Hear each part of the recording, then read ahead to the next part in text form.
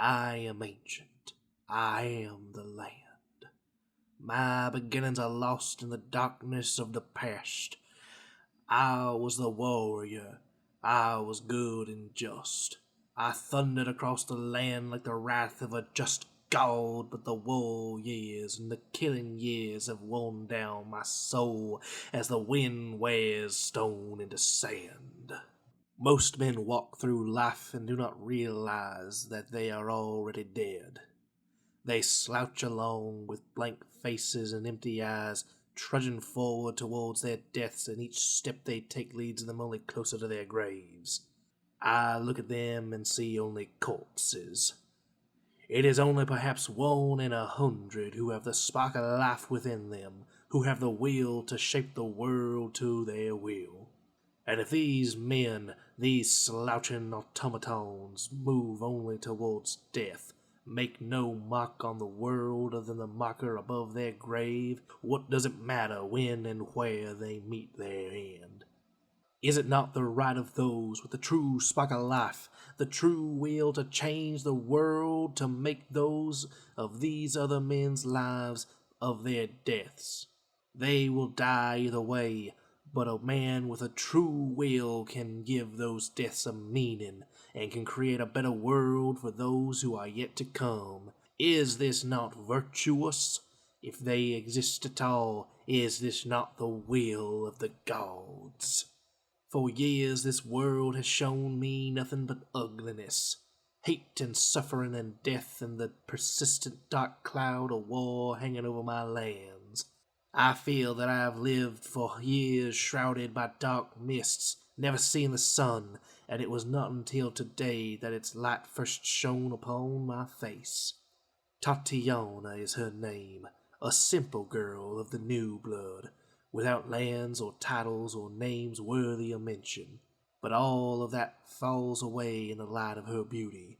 It is not only that she is fair of face and body, though it cannot be denied that she is surpassingly fair, a rose among weeds in this desolate land. No, Tatiana is not only lovely, she shines with a pure light, a beauty, a spirit that I have never witnessed before.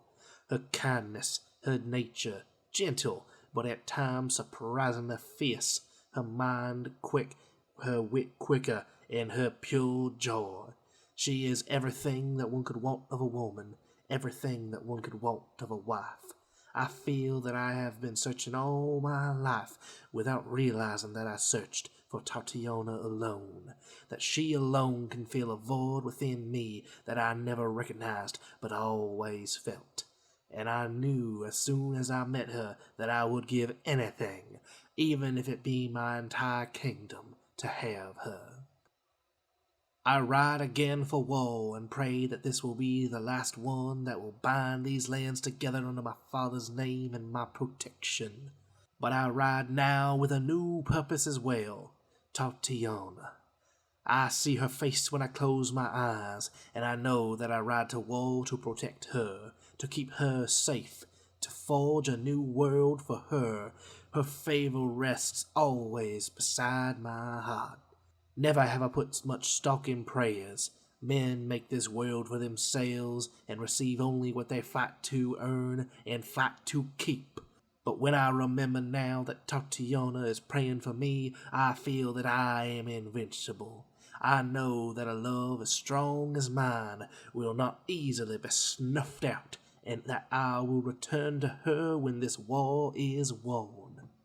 Of all those in the valley of Barovia, one shines brighter above the others.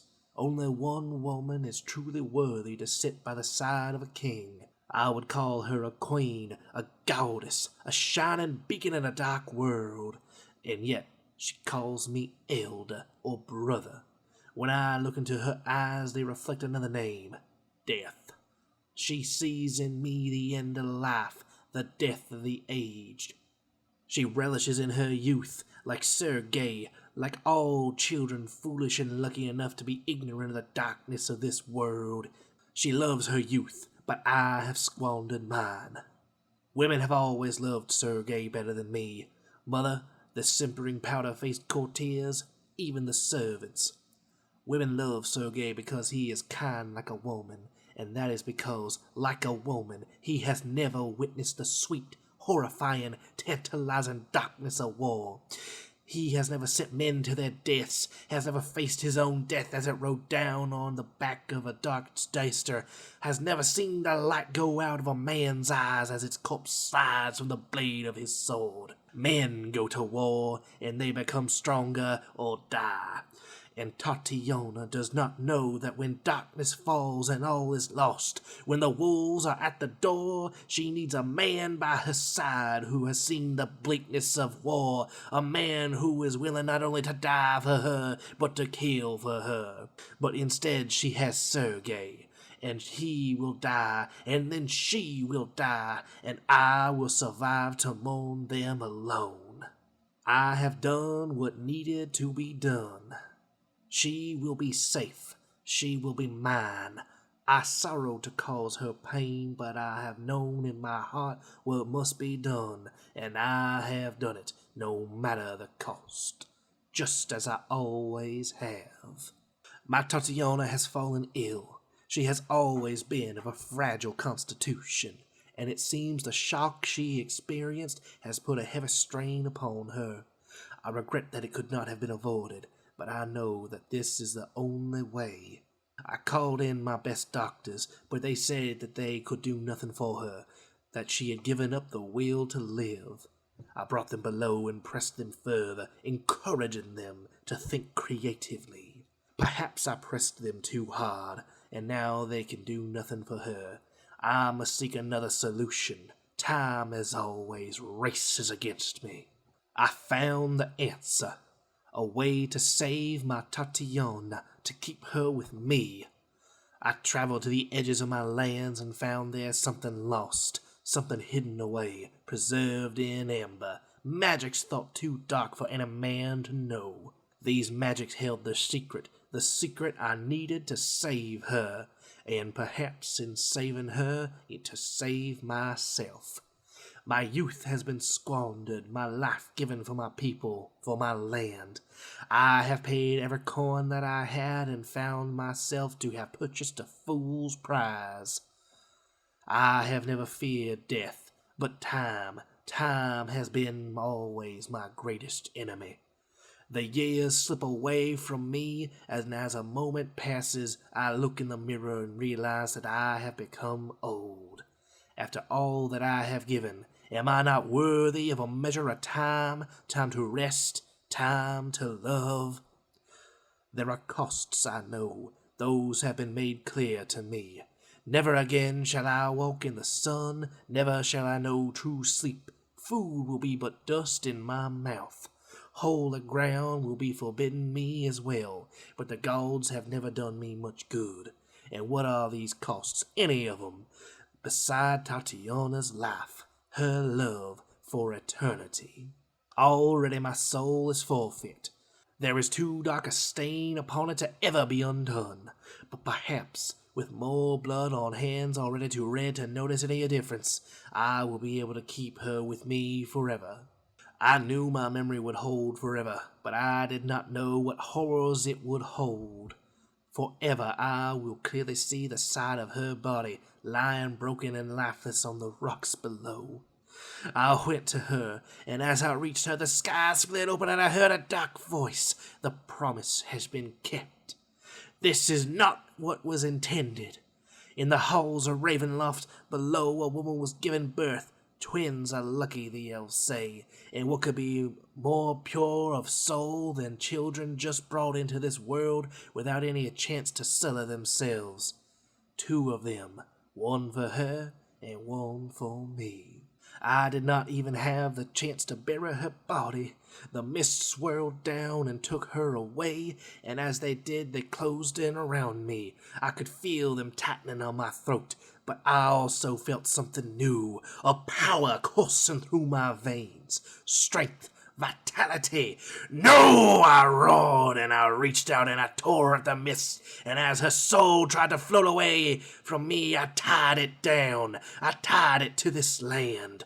If I am trapped here, then so is she. It may take me 1 year or 1,000, but I will find her and I will bind her to me. I am here for eternity, but so is she. We have all the time in the world.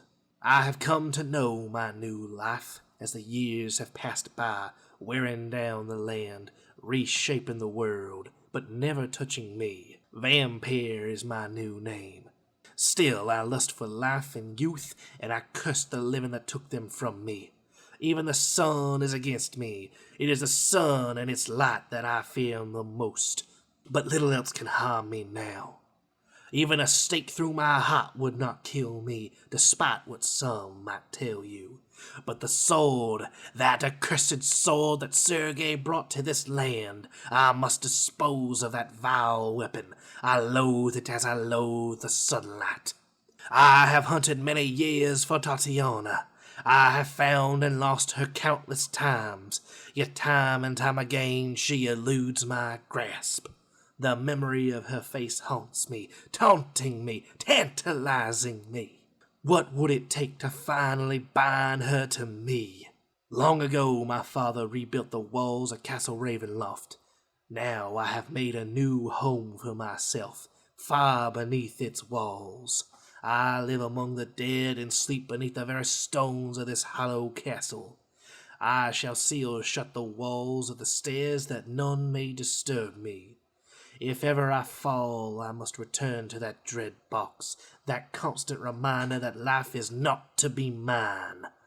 Each time I fall, I am reborn, and each time my mind grows darker. I must find Tatiana. I must have her, or all has been for naught. Count Strahd von Zerov.